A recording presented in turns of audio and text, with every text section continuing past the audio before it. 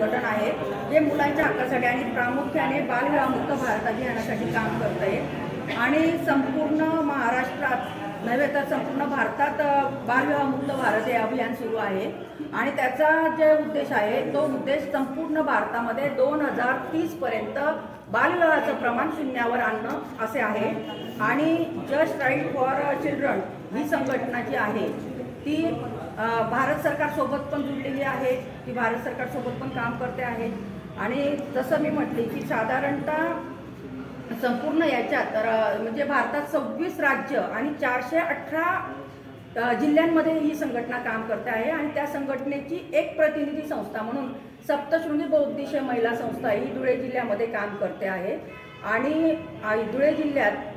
सर्वात चांगल्या रीतीने बालविवाहाचं प्रमाण जे आहे ते आपल्याला झिरोवर आणण्यासाठी काम करायचं आहे। त्यासाठी आमचे सगळ्यांचे प्रयत्न चालू आहेत। जसं की गावागावामध्ये जाऊन सर्वात पहिले आपण 50 गावं निवडले ज्याच्यात बालविवाह मोठ्या प्रमाणात होता, त्याच्यामध्ये मोठ्या प्रमाणात जनजागृती आपण करत आहोत, बालविवाहमुक्त भारताची प्रतिज्ञा घेत आहोत आणि लोकांमध्ये जनजागृती करून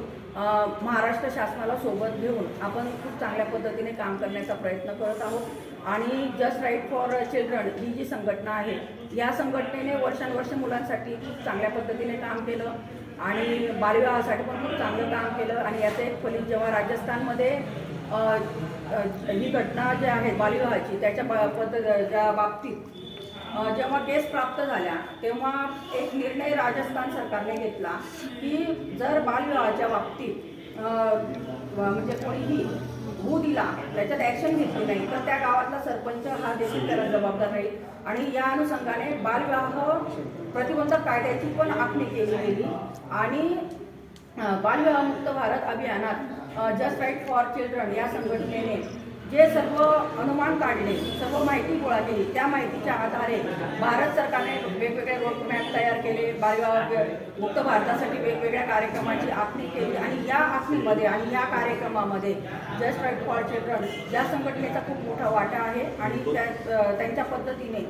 ते संपूर्ण आता सध्या तर भारतात काम करत आहेत पण ही संघटना संपूर्ण जगात सुद्धा काम करायला इच्छुक आहे आणि त्या पद्धतीने ते काम होणार आहे। मी अपेक्षा करते की आपल्या धुळे जिल्ह्याला सुद्धा आपण सगळ्यांनी मिळून झिरो बालविवाहमुक्त भारत म्हणण्यापेक्षा सर्वात आधी आपला जिल्हा बालविवाहमुक्त करूया एवढीच अपेक्षा करते। थांबते। धन्यवाद।